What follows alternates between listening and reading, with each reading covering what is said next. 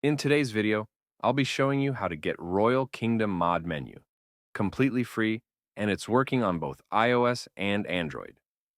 As you can see on your screen, this will give you all the hacks in the game, as well as unlimited coins, hearts, and potions for both iOS and Android.